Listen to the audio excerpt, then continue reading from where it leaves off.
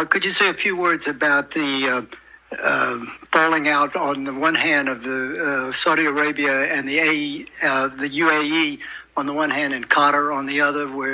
Are you moving toward a resolution of that situation? It's not a falling out. It's just we don't want to have anything to do with them. The Qataris, since the mid-90s, have been sponsoring radicals. They have been inciting people. They have become a base for the leadership for the Muslim Brotherhood. And the Muslim Brotherhood, you have to keep in mind, is what begot us Takfir and Hijrah, which begot us Al-Qaeda, which begot us Al-Nusra. The Qataris allow their senior religious clerics to go on television and justify suicide bombings. That's not acceptable. The Qataris harbor and shelter terrorists. That's not acceptable. And Nashri, the head of Al-Qaeda in the Arabian Peninsula in 2000, entered Saudi Arabia on a Qatari passport. We captured Al-Qaeda types coming into Saudi Arabia with Qatari passports. The Qataris know this. The Americans know this. The world knows this.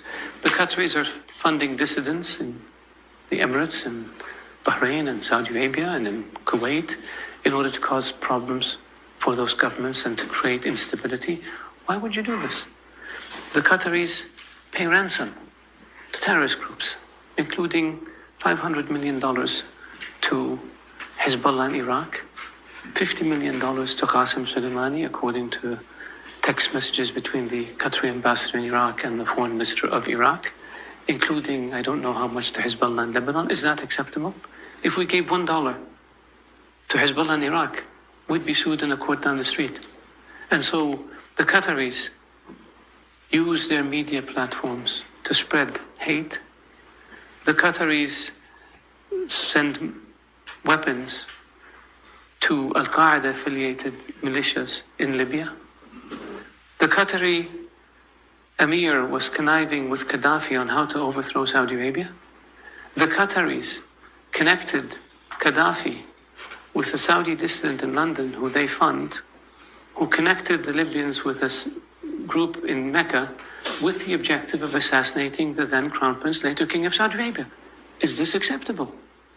We have phone conversation that the Libyans gave us after they overthrew Gaddafi, where the then Emir of Qatar is telling Gaddafi how he's recruiting princes and tribal leaders and military officers and members of the royal family to cause mischief and destabilize Saudi Arabia, and predicted that within 10 years there would be no royal family in Saudi Arabia. Is this acceptable?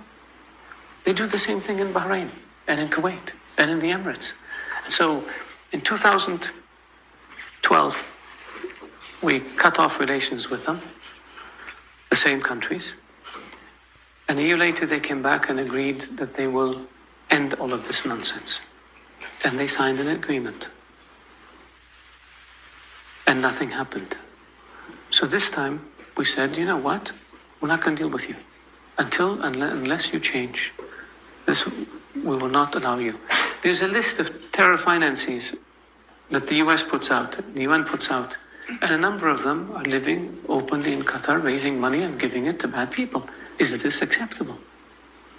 Shouldn't be. Why do the Qataris get away with it? Because I think people see a young country, young leadership, they buy fancy buildings, they have a nice airline, and they think, wow, these guys are really modern. But we have to deal with the dark side that I just explained. And so that's why we said, unless you change, we're not going to deal with you. Now, what happened since we took this action? They signed an MOU with the US on terror financing that they had refused to sign before.